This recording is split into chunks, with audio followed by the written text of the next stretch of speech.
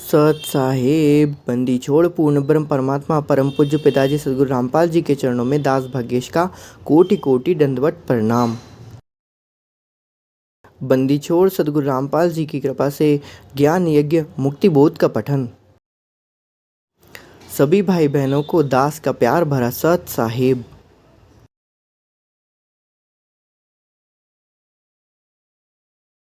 बंदी छोड़ सदगुरु रामपाल जी भगवान की जय। बंदी छोड़ सदगुरु रामपाल जी भगवान की जय। बंदी छोड़ पूर्ण ब्रह्म परमात्मा शब्द स्वरूप साहिब सोहंगी परम पूज्य पिताजी सत शुक्र सदगुरु रामपाल जी भगवान की जय। हम लोग ज्ञान यज्ञ कर रहे हैं, मुक्ति बोध का पठन कर रहे हैं बंदी छोड़ सदगुरु रामपाल जी की कृपा से पेज नंबर 402। और किस प्रकार से वहाँ पर धर्मदास जी को जिंदा बाबा अर्थात कबीर परमेश्वर सदगुरु रामपाल जी भगवान उनको ज्ञान दे रहे हैं और इस प्रकार से प्रश्न उत्तर की तरह उनकी जो ज्ञान चर्चा हो रही है, उनका ज्ञान यज्ञ जो हो रहा है वो आगे बढ़ रहा है। बंदीछोड़ सदगुरु रामपाल जी भगवान की जगह। बंदीछोड़ सदगुरु रामपाल जी भगवान की। आइए पहले मंगलाचरण के। गरीब नमो नमो सतपुरुष को नमस्कार गुरु की नहीं, सुनर मुनि जन साधवा संतो सर्वस दीनहि। सतगुरु साहिब संत सब दंडोतम प्रणाम, आगे पीछे मध्य हुए तिनको जा कुर्बान। नराकार निर्विषम काल जाल भय भंजनम, निर्लेपम निज निर्गुणम अकलनुपबे सुन्नधुनम। सोहम सुल्ति समापतम गगल समाना नीरतिलय, उजलेरंबर हरदम्बम बेपरवाह अथाह है। वार पार नहीं मध्यतम गरीब जो सुमरे सिद्धि होई, गणनायक गलताना गरो अनुग्रह सोई। पारस पद परवाना आदि गणेश मनाऊं, गणनायक देवन देवा चरण कमल ल्यो लाऊं। आदि अंत करूं सेवा परम शक्ति संगीतम, रिद्धि सिद्धि दाता सोई। अविगत गुण अतीतम सत्य पुरुष निर्मोही, जगदम्बा जगदीशम मंगल रूप मुरारी। तन मन नरपोशीशम भक्ति मुक्ति भंडारी। सुनर मुनि जन ध्यावे ब्रह्मा विष्णु महेशा, शेष मुख गावे पूजे आदि गणेशा। इंद्र कुबेर सरीखा वरुण धर्म रह ध्यावे, सुमृत जीवन जी का मनेक्षा पद पावे। 33 कोटि अंधारा ध्यावे 688, उतरे भौजल पारा कटे यम की फांसी। गरीब नमो नमो सतपुरुष को बंदी छोड़ सदगुरु रामपाल जी भगवान के चरणों में दास भगेश का कोटि कोटि अष्टांग दंड प्रणाम। बंदी छोड़ सदगुरु रामपाल जी के चरणों में दास भगेश का मानसिक रूप से बंदी छोड़ सदगुरु रामपाल जी भगवान की जय। साहिब तेरी साहिबी कैसी जानी जाए, त्रिश्रेणु से झीनी है नैनो रहा समाए। अनंत कोटि ब्रह्मांड का रचनहार जगदीश, ऐसा सूक्ष्म रूप धर आन विराजा शीश। साधो की संगत करे बड़ भागी बड़ देव, आपन तो संसार नहीं और उतारे खेव। निचो सदगुरु रामपाल जी भगवान की जय। हम लोग ज्ञान यज्ञ कर रहे हैं, पेज नंबर 402। देही माही विदेही है साहब नर स्वरूप, अनंत लोक में रम रही शक्ति के रंगन रूप। Page number 402। जिस प्रकार से वहाँ पर धर्मदास जी पूछते हैं कि क्या पूर्ण मोक्ष के लिए भगवान विष्णु तथा भगवान शंकर आदि आदि की पूजा छोड़नी होगी, तब वहाँ पर परमात्मा वहाँ पर उनको कहते हैं नहीं, इन प्रभुओं को नहीं छोड़ना है, इनकी पूजा अवश्य छोड़नी है। परमात्मा ने फिर वहाँ पर बताया कि किस तरीके से इन सर्व आदरणीय देवताओं के निज मंत्र हैं, क्योंकि ये परमात्मा ने स्वयं ही इस प्रकार की व्यवस्था को यहाँ पर बनाया हुआ है कि इस प्रकार से ये व्यवस्था परमात्मा के द्वारा ही बनाई गई है। अतः इनका आदर सत्कार करना और इनका कहना चाहिए, इनको हमको यहाँ पर इनके जो कर्जा है, इनके जो कर्जा हो चुका है हमारे ऊपर इन सभी गुणों का और इन गुणों का, और इस प्रकार से इन देवताओं का जो कर्जा हो चुका है, उन कर्जे को हमको वहाँ पर उनको क्या करना पड़ेगा, उनको दोबारा वापस लौटाना पड़ेगा। और इस प्रकार से परमात्मा ने यहाँ पर बताया कि इन प्रभुओं को ये प्रभु कभी भी छोड़ने योग्य नहीं है, क्योंकि ये हमारे भाई बंधु हैं और इस प्रकार से ये हमारी सहायता अवश्य करते हैं। और इस प्रकार से परमात्मा ने हमें नित्य नियम में जो संध्या आरती में भी, और यदि स्पेशली रूप से कहा जाए तो असंध कंदरमणि परमात्मा ने हमको बताया कि ये सारे देवी देवता हमारे क्या होते हैं, सहायक होते हैं। इवनली जो भी ऋषि मुनि जो होते हैं, जो भी पुराने भक्त जो होते हैं, वो भी उनकी भी उनकी शक्तियाँ भी हमारी क्या करती हैं, हमारी रक्षा करने में, चौबीसों घंटे हमारी रक्षा में क्या होते हैं, ये लगे रहते हैं। इनका एक पल भी हमसे क्या नहीं होता, इनका एक पल भी हमसे दूर नहीं हो सकते। वनीश्वर सद्गुरु रामपाल जी भगवान की जय। आगे परमात्मा लिखते हैं कि इस प्रकार भक्ति कर्मों का फल यही तीनों देवता जो होते हैं वो देते हैं। अर्थात परमात्मा यहाँ पर लिखते हैं कि परम अक्षर ब्रह्म को इस रूप में प्रतिष्ठित करके पूजा करने से शास्त्र अनुकूल साधना होती है जो कि परम लाभ देने वाली होती हैं, और यही लाभ जो होते हैं यही तीनों देवता अर्थात संसार वृक्ष की शाखाएं ही कर्मानुसार उनको प्रदान करते हैं। अतः इनकी पूजा छोड़नी होती है, लेकिन इनको छोड़ा नहीं जा सकता क्योंकि ये परमात्मा के बताए हुए विधान के अनुसार ही है। अब आगे परमात्मा लिखते हैं कि यही प्रमाण श्रीमद् भगवत गीता अध्याय नंबर 3 श्लोक नंबर 8 से 15 तक में भी कहा गया है कि हे अर्जुन, तू शास्त्र भेद कर्म कर, अतः शास्त्रों में जैसे भक्ति करने को कहा है वैसे भक्ति कर। यदि घर त्याग कर जंगलों में चला गया अर्थात तू कर्म सन्यासी हो गया तो एक ही स्थान पर बैठकर हठपूर्वक साधना करने लगेगा तो तेरा शरीर पोषण का निर्वाह भी नहीं होगा। इसलिए कर्म ना करने की अपेक्षा कर्म करते करते भक्ति कर्म करना ही श्रेष्ठ है। इस प्रकार से गीता में अध्याय नंबर 3 श्लोक नंबर 8 में वहाँ पर बताया गया है। फिर आगे परमात्मा 403 पृष्ठ पर अपने कर कमलों से यहाँ पर स्वयं लिखते हैं, मुक्ति बोध में जो साधक शास्त्र भी त्याग कर मनमाना आचरण करते हैं अर्थात शास्त्र अनुकूल भक्ति कर्म के अतिरिक्त दूसरे कर्मों में लगा हुआ मनुष्य कर्मों के बंधन में बंधकर जन्म मरण के चक्र में सदा रहता है।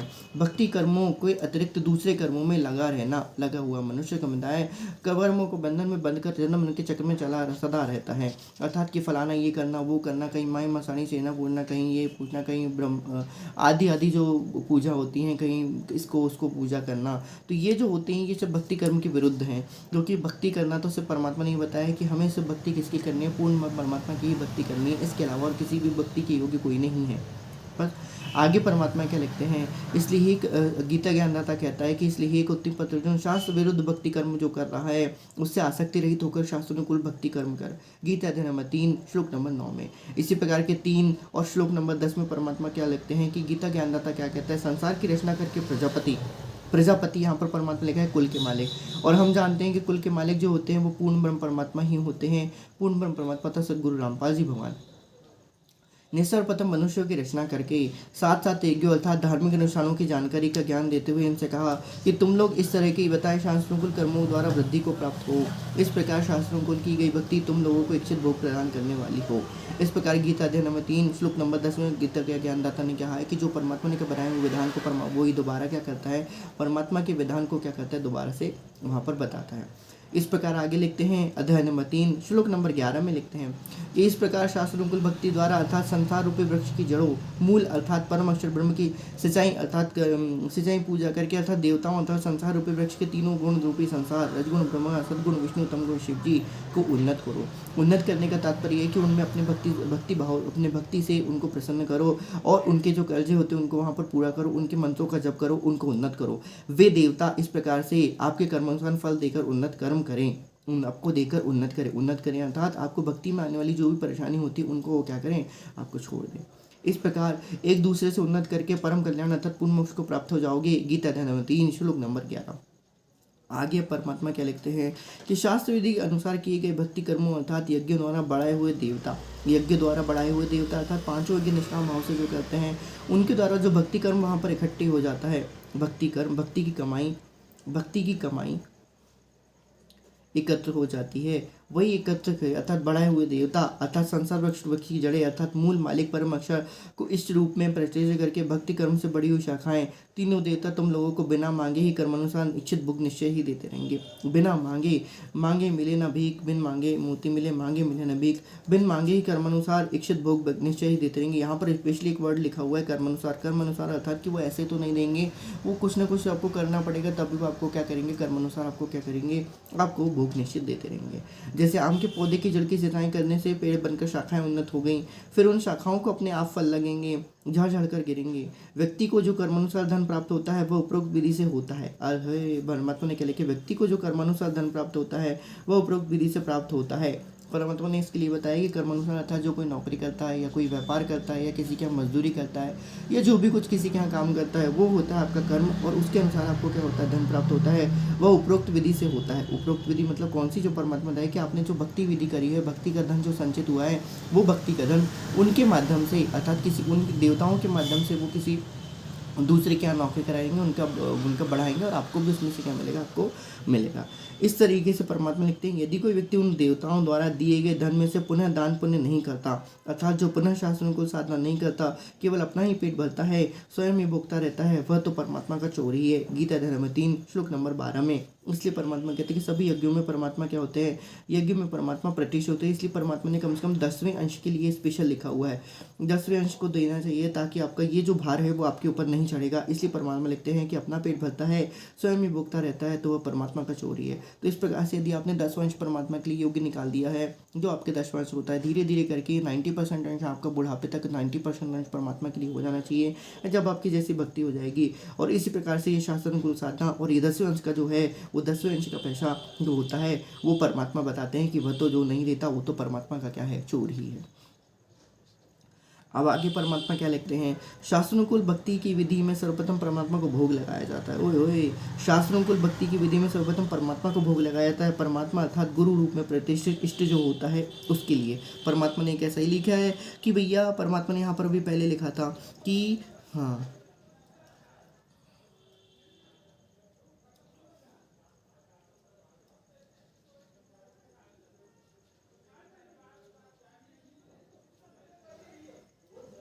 कहीं कहीं लिखा था, पता नहीं कहाँ लिखा था, कल ही अपन ने देखा था। बनीचो सदगुरु रामपाल जी भगवान की जय। तो गुरु की मूल पूजा जो होती है, परमात्मा ने अपने सत्संग में बताया कि मूल पूजा जो होती है वो गुरु की होती है। और इसी प्रकार परमात्मा अर्थात गुरु कौन हो सकता है, परमात्मा हो सकता है। परमात्मा कौन होता है, गुरु ही हो सकता है। सर्वप्रथम गुरु परमात्मा को क्या लगाया जाता है, भोग लगाया जाता है, भंडारा करना होता है। ओए होए ओए होए, सर्वप्रथम गुरु को भोग लगाया जाता है, भंडारा करना होता है। पहले परम अक्षर ब्रह्म को इस रूप में पूजकर भोग लगाकर शेष भोजन को भक्तों में बांटा जाता है। ओए होए, कितनी प्यारी बात परमात्मा है। परम अक्षर ब्रह्म को इष्ट रूप में पूजकर, अर्थात सदगुरु रामपाल जी भगवान को, कबीर देव को इष्ट रूप में पूजकर भोग लगाकर, सदगुरु रामपाल जी भगवान को भोग लगाकर शेष भोजन को भक्तों में बांटा जाता है। उस बचे हुए अन्न को सत्संग में उपस्थित अच्छी आत्माएं ही खाती हैं, क्योंकि पुण्यात्मा ही परमात्मा के लिए समय निकालकर धार्मिक अनुष्ठानों में शामिल होते हैं। ओए होए, कितनी प्यारी बात लिखी है। जो पुण्यात्मा होती है वही परमात्मा के लिए समय निकालकर धार्मिक अनुष्ठानों में शामिल होते हैं। इसलिए कहा है कि उस यज्ञ से बचे हुए अन्न को खाने वाले संतजन सब पापों से मुक्त हो जाते हैं। अर्थात साध संगति में आने वाले जो भोजन होता है, साध संगति में जो भगवान को भोग लगाया जाता है, उससे खाने वाले अन्न जो होते हैं वो सब पापों से मुक्त हो जाते हैं। जो लोग पापी होते हैं वे तत्वदर्शी संत के सत्संग में नहीं जाते। ओए होए, पापी लोग होते हैं वो तत्वदर्शी संत के सत्संगों में नहीं जाते हैं, उनको ज्ञान नहीं होता है। वे पापात्मा अपने शरीर के पोषण के लिए भोजन पकाते हैं, और वे तो पाप को ही खाते हैं, क्योंकि भोजन खाने से पहले हम भक्त संत सब परम अष्ट ब्रह्म को ही भोग लगाते हैं, जिससे कि सारा भोजन पवित्र प्रसाद बन जाता है। जो ऐसा नहीं करते हैं वे परमात्मा के चोर हैं। भगवान को भोग ना लगा हुआ भोजन पाप का भोजन होता है। ओए होए, बन्नी छोड़ सदगुरु रामपाल जी भगवान की जब भगवान को लगा हुआ भोग ना लगा हुआ भोजन पाप का ही भोजन होता है। परमात्म को भोग लगे बिन सब पाप का नहीं खाते हैं। ओए होए, बन्नी छोड़ सदगुरु रामपाल जी भगवान की है। अब परमात्मा ने एक शब्द की रचना करवाई थी पवनदास जी के द्वारा। आइए हम उसको देख लेते हैं।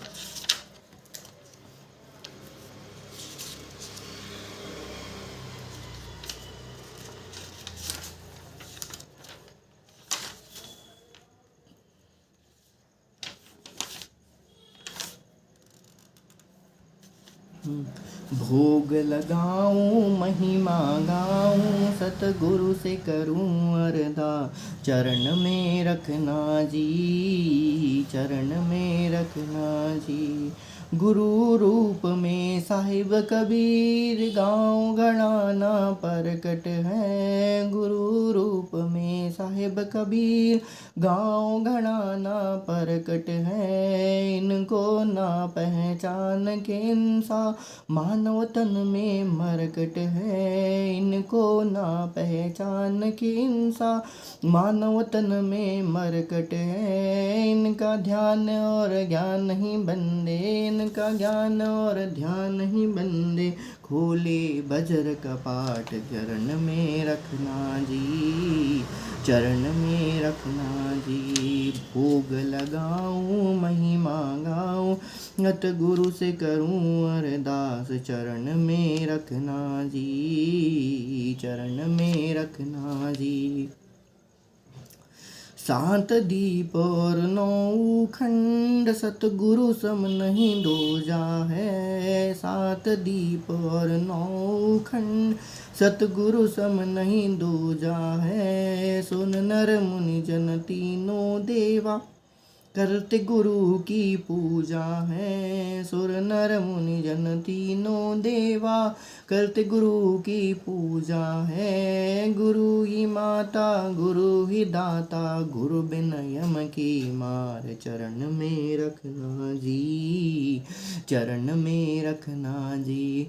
भोग लगाऊं महिमा गाऊं, सतगुरु से करूं अरदास। चरण में रखना जी, चरण में रखना जी। राग ईर्ष्या कपट की भक्ति, सतगुरु के दिल नहीं भाती है। राग देश ईर्ष्या कपट की भक्ति, सतगुरु के दिल नहीं भाती है। सुन सतसंग जो हंस है बनते, गुरु मेरे उन्हीं पे करते हैं। सुन सतसंग जो हंस है बनते, गुरु मेरे उन्हीं पे करते हैं। उनके काज सब सफल है होते, उनके काज सब सफल है होते, जो करते गुरु से प्यार। चरण में रखना जी, शरण में रखना जी। भोग लगाऊं महिमा गाऊं, गत गुरु से करूं अरदास। चरण में रखना जी, चरण में रखना जी। परमात्म को भोग लगे बिन, सब पाप का नहीं खाते हैं। परमात्म को भोग लगे बिन, सब पाप का नहीं खाते हैं। साहिब कबीर लोक से चलकर, सतगुरु का चोला धरते हैं। साहिब कबीर सतलोक से चलकर ला धरते हैं। रामपाल गुरु रामपाल मेरा हरदम साथी, गुरु रामपाल मेरा हरदम साथी, रहे शब्द रूप में साथ। चरण में रखना जी, चरण में रखना जी। भोग लगाऊं गुरु को मनाऊं, गुरु से करूं अरदास। चरण में रखना जी, चरण में रखना जी। तो इस प्रकार परमात्मा लिखते हैं, भगवान को भोग लगा रहा हूँ भोजन पाप का भोजन ही होता है। अब आगे 404 नंबर पेज पे परमात्मा आगे देखते हैं क्या अपने कर कमलों से लिखते हैं। परमात्मा यहाँ पर लिखते हैं, इसलिए कहा है कि जो धर्म कर्म शास्त्रों को नहीं करते वे पाप के भागी होते हैं। गीता अध्याय 3 श्लोक नंबर 13। संपूर्ण प्राणी अन्न से उत्पन्न होते हैं, अन्न वर्षा से होती है, वर्षा यज्ञ अर्थात शास्त्रों धार्मिक अनुष्ठान से होती है। यज्ञ अर्थात धार्मिक अनुष्ठान शास्त्रों कर्मों से होते हैं। 3 अध्याय नंबर 3 श्लोक नंबर 14। कर्म तो ब्रह्म अर्थात क्षर पुरुष से उत्पन्न हुए हैं, क्योंकि जहाँ सर्व प्राणी सनातन परम धाम में रहते थे, वहाँ पर बिना कर्म किए सर्व सुख पदार्थ उपलब्ध थे। ओए होए बनीचो सदगुरु रामपाल जी मान के। अब ये स्पेशल परमात्मा ने यहाँ पर ये हम लोगों के लिए लिखा हुआ है कि कर्म तो ब्रह्म अर्थात क्षर पुरुष से उत्पन्न हुए हैं, क्योंकि जहाँ सर्व प्राणी सनातन परम धाम में रहते थे, वहाँ पर बिना कर्म किए सर्व सुख पदार्थ परमात्मा की शक्ति से वहाँ पर उपलब्ध थे। यहाँ के सर्व प्राणी अपनी गलती से क्षर पुरुष के साथ आ गए, अर्थात काल के साथ आ गए, कैल के साथ आ गए, ज्योत निरंजन के साथ आ गए। अब सब अपने कर्म का फल ही प्राप्त होता है, कर्म करके ही निर्वाह होता है। इसलिए कहा गया है कि कर्म को ब्रह्म से उत्पन्न जान और ब्रह्म को अविनाशी परमात्मा से उत्पन्न जान। अधिक जानकारी के लिए प्रश्न पढ़ें सृष्टि रचना इसी पुस्तक के पाठ नंबर 518 पे। नोट, परमात्मा यहाँ पर स्पेशल नोट लिखते हैं कि इस श्लोक में अक्षर शब्द का अर्थात अविनाशी परमात्मा ठीक है, परंतु जहाँ अक्षर पुरुष तथा परमोक्षर वशवान है, वहाँ पर अक्षर पुरुष व क्षर पुरुष दोनों ही नाशवान कहे, तो वहाँ पर अक्षर का अर्थ ठीक यही है, वही ठीक है। गीता अध्याय में 15 श्लोक नंबर 16 से 17 में वर्णन है कि यहाँ अक्षर का अर्थ अविनाशी परमात्मा है, क्योंकि सृष्टि रचना से स्पष्ट होता है कि ब्रह्म की उत्पत्ति सतपुरुष सदगुरु रामपाल जी भगवान अविनाशी परमात्मा ने की थी। कबीर सदगुरु रामपाल जी भगवान ने की थी। इस प्रदेश से सिद्ध होता है कि सर्वगतम ब्रह्म अर्थात जिस परमात्मा की पहुँच सर्व ब्रह्मणों में है, जो सर्व का मालिक है, जो सर्वगतम ब्रह्म है, वह परमात्मा सदा ही यज्ञों अर्थात धार्मिक अनुष्ठानों में प्रतिष्ठित है। यज्ञों अर्थात के 5 यज्ञ जो परमात्मा ने बताया, एक धर्म की, दूसरी यज्ञ, तीसरी यज्ञ यानी कि चौथी यज्ञ प्रमाण, 5वां यज्ञ होता है ज्ञान यज्ञ होता है। तो इन यज्ञों में परमात्मा स्वयं ही धार्मिक अनुष्ठानों में प्रतिष्ठित है। धार्मिक अनुष्ठान मतलब जो भी धर्म कर्म के लिए किया जाता है वही परमात्मा लिखते हैं। भावार्थ यह है कि परम अक्षर को इष्ट देव रूप में प्रतिष्ठित करके धार्मिक अनुष्ठान अर्थात यज्ञ करने से शास्त्र विधि अनुसार कर्म करने से साधक का भक्ति लाभ मिलता है, जिससे मोक्ष प्राप्त होता है। देखिए संसार रूपी पौधे का चित्र इसी वृक्ष के 406 पे। अब यहाँ पर परमात्मा ने दाढ़ी मुच्छी वाले का कबीर का उस समय का लगाया हुआ है, तो इसको तो हम यहाँ पर इग्नोर करते हैं, इग्नोर मानते हैं, सीधी सी बात है। और यहाँ पर हम हमारे परम पूज्य परमात्मा सदगुरु रामपाल जी भगवान परम पूज्य पिताजी सदगुरु रामपाल जी भगवान को यहाँ पर उनकी जगह मानते हैं, क्योंकि ये समझाने के लिए परमात्मा ने किया था। और अब यहाँ पर जब हमको सच्चाई पता चल गई तो हम उस नकली शिव के पीछे ना भागते हुए हम लोग असली शिव का क्या करेंगे, आनंद लेंगे। बनीचोर सदगुरु रामपाल जी भगवान के सत्संगों का आनंद लेंगे। परमात्मा लिखते हैं, देखिए यहाँ चित्र पृष्ठ 405 पर इन पौधे की शाखाओं को गड्ढे में जमीन में लगाकर दिखाया गया है, जो कि तीनों देवा रजगुण ब्रह्मा सदगुण विष्णु तमगुण शिव जी है। इस तरीके से में से किसी की भी पूजा करता है वह शास्त्र विधि त्याग कर मनमाना आचरण कर रहा है, जो कि गीता अध्याय में 16 श्लोक नंबर 23-24 में अनुचित तथा व्यर्थ पता है। अनुचित भी है, गलत भी है, और ये व्यर्थ भी होता है, इससे कुछ नहीं मिलने वाला। जिसने सर्वगतम ब्रह्म अर्थात परम अक्षर ब्रह्म की पूजा नहीं की, उसको इस रूप में नहीं पूजा, जिस कारण से उस साधक की साधना व्यर्थ है। शाखाओं को सींचने से पौधा नष्ट हो जाता है। अन्य देवताओं की पूजा करना गीता नंबर 7 श्लोक नंबर 12 से 15 में, 20 से 23 में तथा गीता अध्याय नंबर 9 श्लोक नंबर 20 से 23 में भी मना किया हुआ है।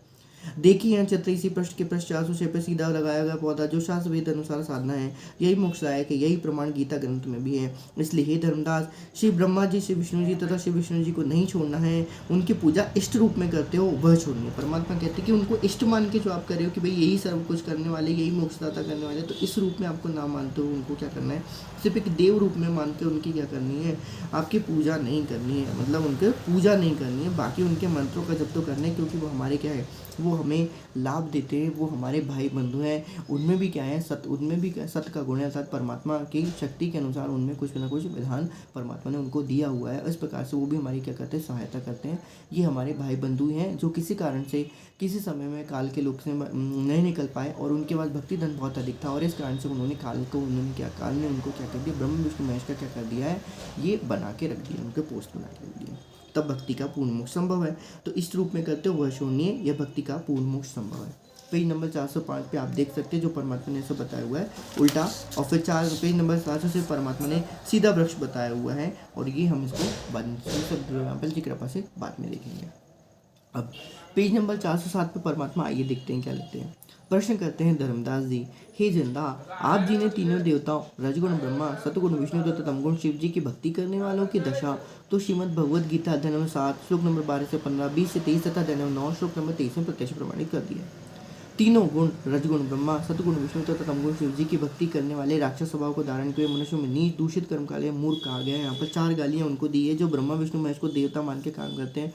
उसमें उनको क्या कहती है, 4 गालियाँ दी हुई हैं। गालियाँ अर्थात कि ये तो छठी मनुष्य, इनको तो समझ में नहीं आता। गालियाँ अज्ञानी को ही दी जाती है, ज्ञानवान को नहीं दी जाती। तो इस प्रकार से परमात्मा ने वहाँ पर उनको क्या हुआ है, उनको बताया। बनीचो सदगुरु रामपाल जी भगवान की जय।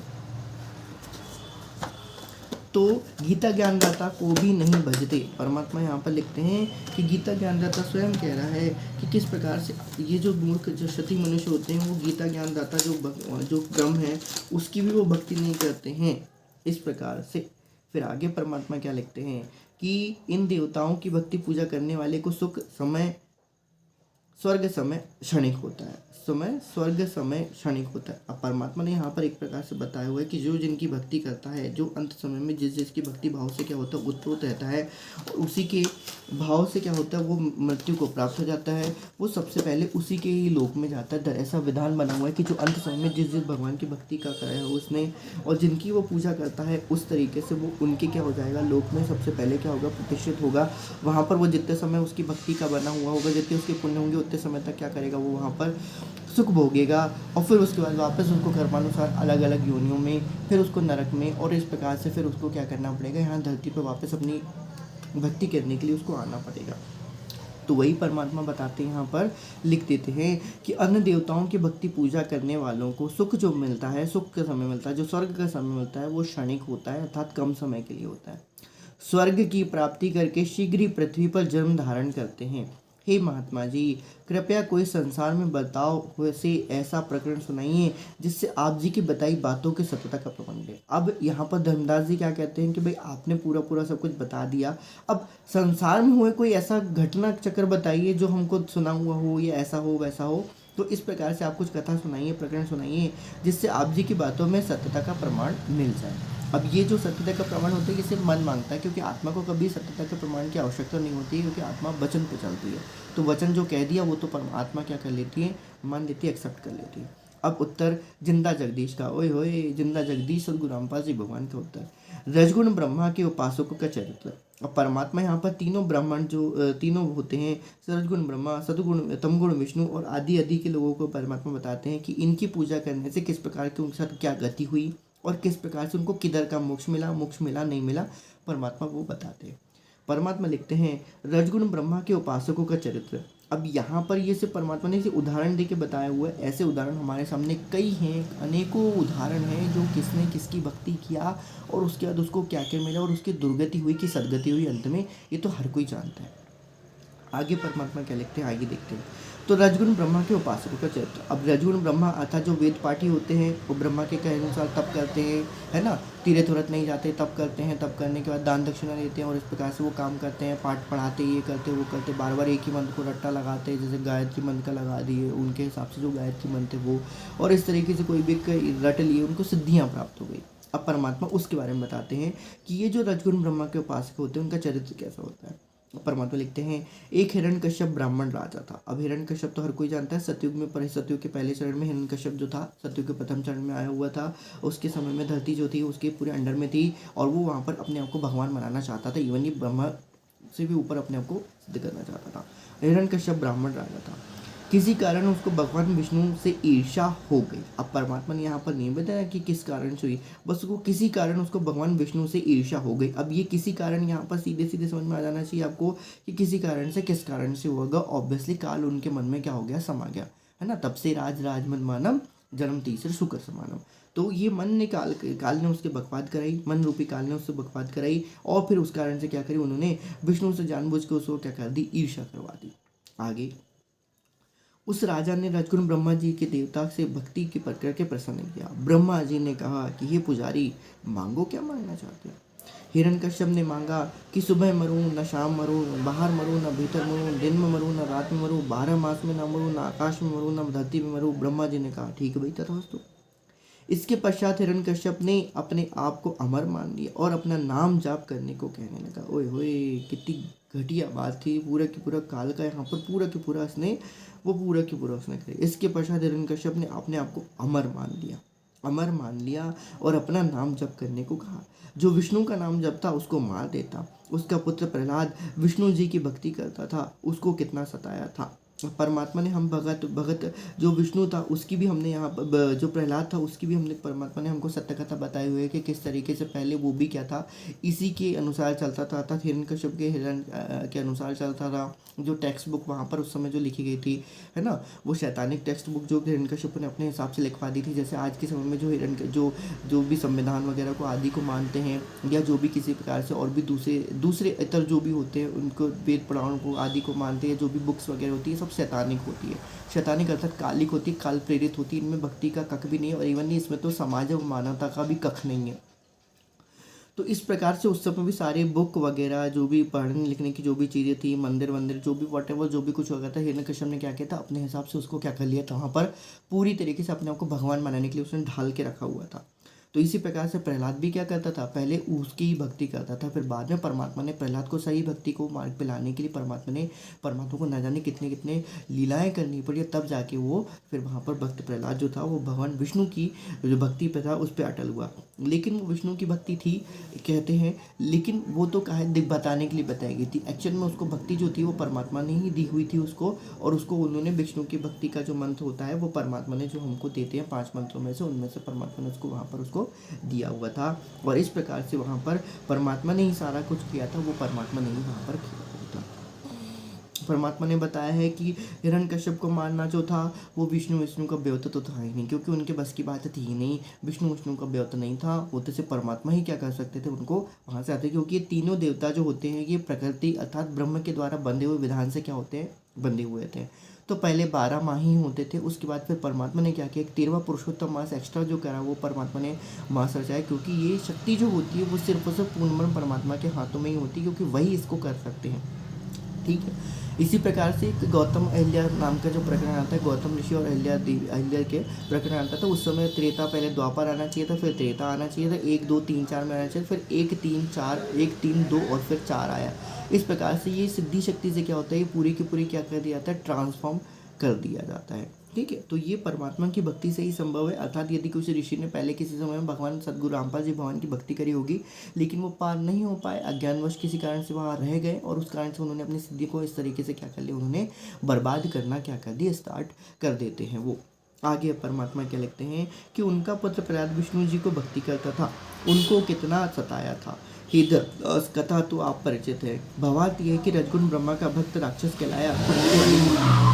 यहाँ पर परमात्मा यहाँ पर बता रहे हैं, धर्मदास को जो पता था परमात्मा उसके अकॉर्डिंग बता रहे हैं, लेकिन हमने जब मुक्ति बोध की इतने प्रश्न परमात्मा की दया से परमात्मा ने हमको ज्ञान कराते हुए इतने जब दिया है, तो हम भगवान सदगुरु रामपाल जी भगवान पूर्ण ब्रह्म परमात्मा कबीर परमात्मा की ये जानते हैं कि भाई विष्णु का रूप जो धारण किया था, नरसिंह रूप जो धारण किया था, वो हमारे गुरुदेव परम पूज्य गुरुदेव सतगुरु सदगुरु साहिब रामपाल जी भगवान ने क्या किया था, वहाँ पर धारण किया था। और यही हम क्या कर रहे हैं, हिरण्याकुश को मारन ढाया, ये हम असुर निकंदन में परमात्मा हमको बताते हैं और हमको याद करवाते, रह के याद करवाते कि हिरण्याकुश की जो लीला थी, हिरण्याकुश को मारने की जो लीला थी, वो परम पूज्य पिताजी सतगुरु रामपाल जी भगवान ने क्या किया था, वहाँ पर आके पूरी की थी। और अपने भक्त प्रहलाद की क्या की थी, रक्षा करी थी, और उसका जो श्रेय था वो किसको दे दिया, उन्होंने विष्णु को दे दिया था।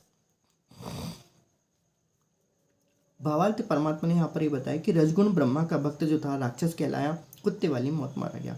इसी प्रकार से रजगुण ब्रह्मा के कई भक्त हुए जो कई तरीके से मर गए। सारे के सारे ऋषि मुनि जो थे कहने से, जिन्होंने अंड बंड संड करके जो भी क्या किया, उन्होंने कुछ भी गलत तरीके से तप किया, तब से क्या किया, राजपाट किया, या फिर जो भी उन्होंने किया, वो सारे के सारे ऋषि मुनि जो थे वो काल के ही एक प्रकार से रूप थे। जैसे दुर्वासा तो सिद्धि की तो उपाय माना जाते हैं। ठीक है, इसी तरीके से अब परमात्मा आगे क्या लिखते हैं, तमगुण शिव जी के उपासकों का चरित्र। अब तमगुण शिव जी के उपासकों का चरित्र कैसे होता है, लंका के राजा रावण ने तमगुण शिव जी की भक्ति की थी। उसने अपनी शक्ति से 33 करोड़ देवताओं को कैद कर रखा था, फिर देवी सीता का अपहरण कर लिया। इसका क्या हुआ आप सब जानते हैं। तमगुण शिव का उपासक रावण राक्षस कहलाया, सर्वनाश हुआ, निंदा का पात्र बना। तो सीधी सी बात है कि दुर्गा ने भी इनको एक प्रकार से, जब सृष्टि की हम जब सृष्टि रचना में पढ़ते तो हमने देखा था कि दुर्गा ने वहाँ पर ब्रह्मा के कुकर्म के कारण, वहाँ पर उनको जो कुकर्म उन्होंने गायत्री और सावित्री के साथ जो कुकर्म किया था उसके कारण और झूठ बोलने के कारण उन्होंने वहाँ पर श्राप दी थी दुर्गा ने, कि भाई दुर्गा ने उनको ब्रह्मा को श्राप दी कि ब्रह्मा तू और तेरे उपासक हमेशा क्या करेंगे, झूठ रहेंगे, वेद में क्या रहेंगे, लिप्त रहेंगे और झूठ का ही प्रचार प्रसार करेंगे, और तुम हमेशा क्या करेंगे, तुम झूठ का प्रसार करोगे। मोक्ष को तो प्राप्त करना दूर की बात होती है, क्योंकि जानबूझ साजिद कर झूठे से जाके संगे तीपरों को सपने में दे, तो वो तो जो कुछ और रखते वो तो पार ही नहीं हो पाएंगे। तो उसने कहा कि तेरे अहंकारी होंगे, इस तरीके से क्या होंगे, अहंकारी होंगे। तो वो रजगुण ब्रह्मा के उपासकों को देवी दुर्गा ने क्या कर दी, श्राप दे दी। उसके बाद आती हैं तमगुण शिव जी के उपासक। जो तमगुण शिव जी होते हैं उनका तो गारंटी है कि भाई वो जब शिव की उपासना करते, तमगुण शिव की उपासना करते, तो उनमें तमोगुण होना तो बहुत ज़्यादा गारंटी ही रहती है कि वो तमोगुण ही उनमें रहेगा। आलस्य, प्रमाद, लोभ, मोह, काम, क्रोध, ईर्ष्या तो उसमें भरी रहेगी, जैसे कि हम सब लोग जानते हैं। ठीक है, उसी तरीके से तमगुण का दूसरा और भी है। अब अन्य उदाहरण भी परमात्मा लिखते हैं यहाँ पर। आप तो भस्मासुर की कथा का तो ज्ञान है ही है। भस्मगुण तमोगुणी के वक्त भस्मागिरी करता था। 12 वर्षों तक शिव के द्वार के सामने ऊपर को पैर नीचे को सर रख के भक्ति तपस्या कर रहा था। एक दिन पार्वती ने कहा कि हे महादेव, आप तो समर्थ हैं, आप भक्त क्या मांगता है, आप इसे प्रदान करो प्रभु।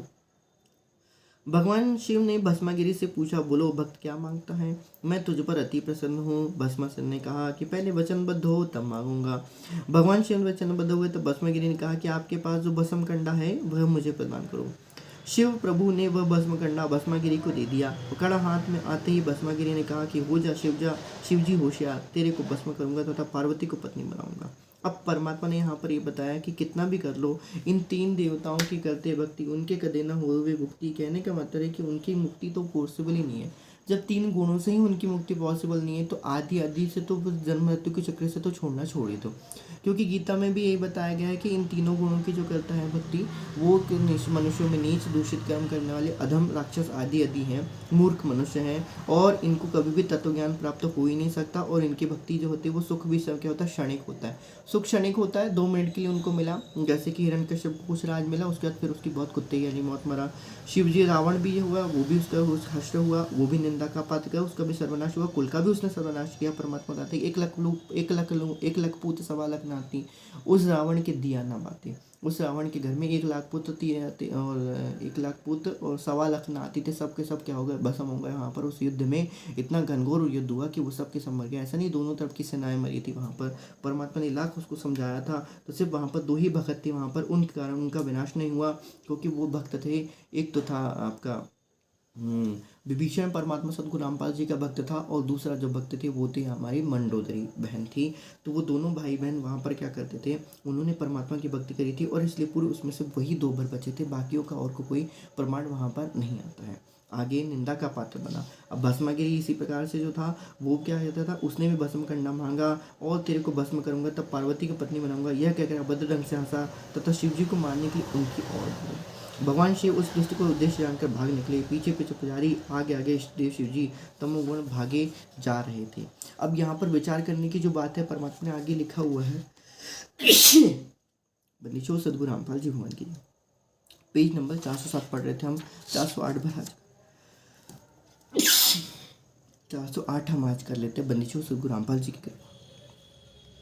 अब परमात्मा यहाँ पर विचार करते हैं, विचार करने बताते, विचार करो धर्मदास, यदि आपके देव शिव जी अविनाशी होते हैं तो मृत्यु के भय से नहीं डरते। सीधी सी बात है, यदि अविनाशी होते तो मृत्यु के भय से नहीं भागते, आप इनको अविनाशी कहा करते हो। दूसरी बात, आप इनको अंतर्यामी भी कहते हो। पहली बात, आप अविनाशी मानते हो, दूसरी बात आप इनको अंतर्यामी भी कहते हो, तो वो भी नहीं है। यदि भगवान शिव अंतर्यामी होते तो पहले ही भस्मागिरी के मन में गंदे विचार जान देते, इससे सिद्ध हुआ कि वे अंतर्यामी भी नहीं है।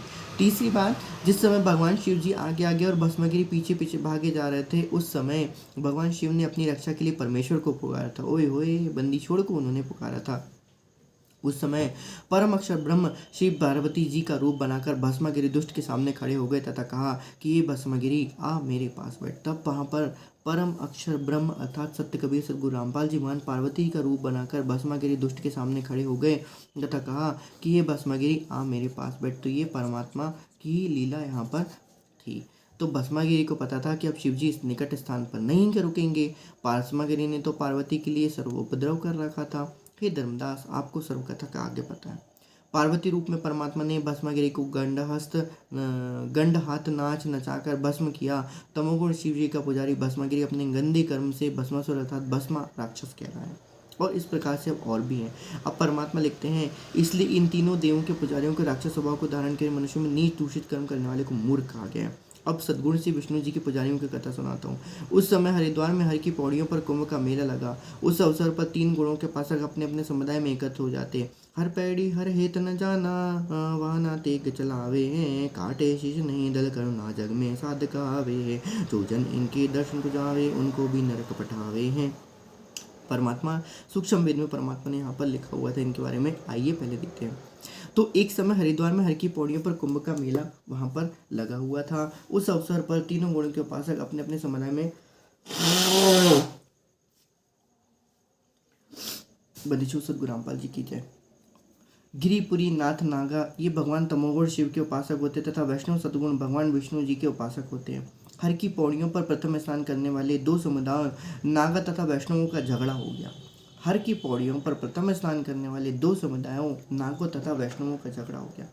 लगभग 25,000 त्रिगुण उपासक रजगुण ब्रह्मा सद्गुण विष्णु तथा तमोगुण शिव जी के पुजारी लड़कर मर गए, कत्लेआम कर दिया। और ये परमात्मा ने बताया कि ये किस लिए हुआ था कि प्रथम स्नान कौन करेगा।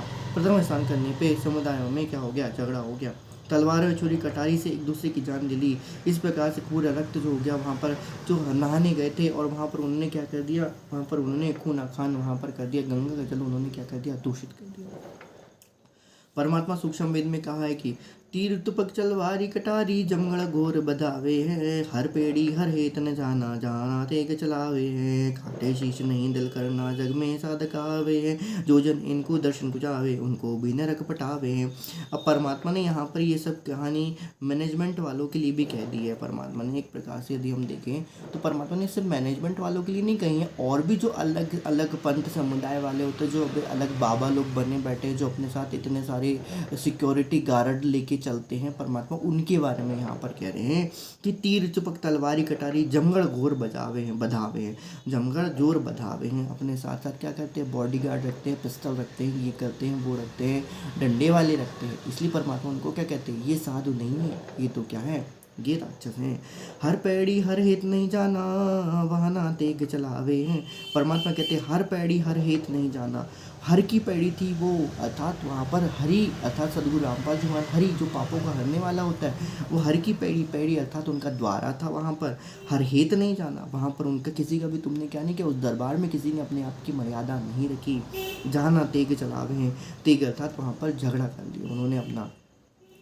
काटे शीश नहीं दिल करना जग में साध कहावे हैं। परमात्मा कहते हैं कि शीश काट दी इन्होंने एक दूसरे के, इनमें कोई करुणा दिल में करुणा नहीं थी, और ये जग में साधु कहाते हैं, डूब मरे, साधु के रहने के लायक भी नहीं है। आगे परमात्मा क्या कहते हैं, जो जन इनको दर्शन को जावे उनको भी नरक पटावे हैं। परमात्मा कहते हैं कि अब परमात्मा ने क्या कहा कि जो जन इनको दर्शन को जावे, अर्थात जो भी गिरी पुरी नादा अंडलेश्वर मंडलेश्वर आदि आदि दंडी फंडी स्वामी जो भी होते हैं, जो क्रोध से भरे हुए रहते हैं, सीधी सी बात यदि कहा जाए तो वो क्रोधी स्वभाव के व्यक्ति, जिनके घर में दिल में करुणा नहीं है, दिल में करुणा नहीं है, जो इस प्रकार का अपने साथ रखते हैं, जो अपने सीधी सी बात है, जो भगवान के ऊपर जिनको भरोसा नहीं है, उसके साथ अपने तीर तुपक तलवारी कटारी रखते हैं।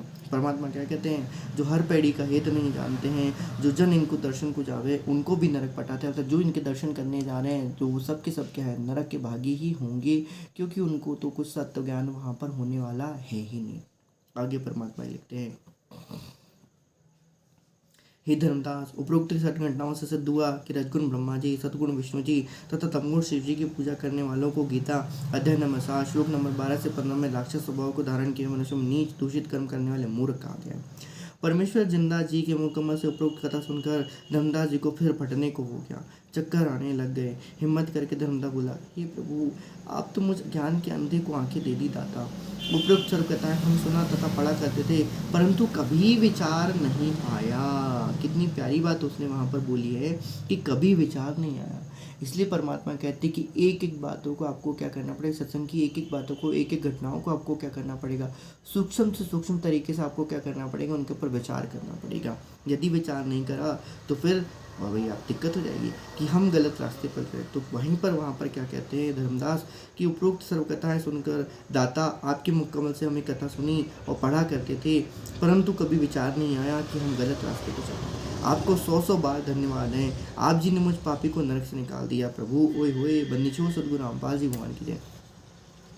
मनुष्य देवता किया करन लाई बारे, गुरु को मानो जोगी ने चरणामृत को पान, तीन नर के जाएंगे जन होए समान। और फिर परमात्मा ने 7 समुंदर मसी करूं लेखनी करूं बन राय, धरती का गगत करूं गुरु गुण लिखा न जाए। 7 समंदर मसी करूं लेखनी करूं बन राय, धरती का गगत करूं सदगुरु रामपाल जी गुण लिखा न जाए। बंदिशो सदगुरु रामपाल जी भगवान की जय। कि परमात्मा सदगुरु रामपाल जी के आप गुणों को और इस प्रकार से उन्होंने क्या क्या आपके साथ कितने इतने पापड़ मिले आपको बचाने के लिए, वो आप कभी भी नहीं समझ सकते। बनीचोर सदगुरु रामपाल जी भगवान के। अब आप जी ने मुझ पापी को नरक से निकाल दिया प्रभु। ये प्रश्न धर्मदास जी फिर करते हैं। अब ये प्रश्न जो है वो पेज नंबर 409 तक जाता है, इसलिए अब हम इसको आगे करेंगे। बंदिचोर आज हम यहाँ पर अपनी वाणी को विश्राम देते हैं, परमात्मा को भी हम यहाँ पर विश्राम देते हैं। ये परमात्मा रात्रि का समय हो चुका है, हे परवरदिगार आलम, आप जहाँ कहीं भी हों, जहाँ भी परमात्मा जो भी साथ संगति में जो भी हमारे भक्त भाई बहन जहाँ पर भी किसी के यहाँ भी परमात्मा जो भी उन्होंने बेड लगाया हुआ है, ये परमात्मा ये दास आपसे विनती करता है कि कृपया आप वहाँ पर विश्राम करें मालिक, आप विश्राम करें मालिक, और इस दास की चरण सेवा को मालिक वहाँ पर स्वीकार करें। बंदीछोर स्वरूप साहिब स्वरूंगे परम पूज्य पिताजी सत्सुकृत सदगुरु रामपाल जी भगवान के चरणों में दास भाग्येश के कोटि कोटि अष्टांग दंड प्रणाम। मालिक के चरणों में चरण सेवा, मानसिक रूप चरण सेवा मालिक स्वीकार करें। बंदीछोर स्वरूप साहिब स्वरूंगे परम पूज्य पिताजी सत्सुकृत सदगुरु रामपाल जी भगवान के चरणों में दास को कोटि कोटि अष्टांग दंड प्रणाम। हे मालिक, ये दास के पास इतना नहीं है मालिक कि दास आपके लिए क्या कर सके, एक बेड की व्यवस्था कर सके। हे मालिक, फिर भी जहाँ कहीं भी बेड की व्यवस्था हो, हम साथ समिति वाले भाई बहनों ने जहाँ पर भी आपकी व्यवस्था करी हुई है, हे मालिक आप वहाँ पर विश्राम करिए मालिक, विश्राम करिए मालिक।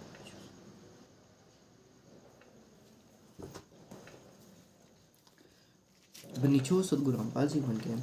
साध संग धर भक्ति बिन कोई न उतरे पार, निर्मल आदि अनादि है गंदा सब संसार। साध साध सबको कहे साध सुमत से जान, कुमत कमावे जीव है जैसे जल पाखान। साध संत की न में बसे हुजूर मान, जागर निंदा साध की सोगर डूबे जान। गाजन की महिमा सुनो तामे गमन करंत, वो तो नगर मान है जहाँ मेरे प्यारे संत।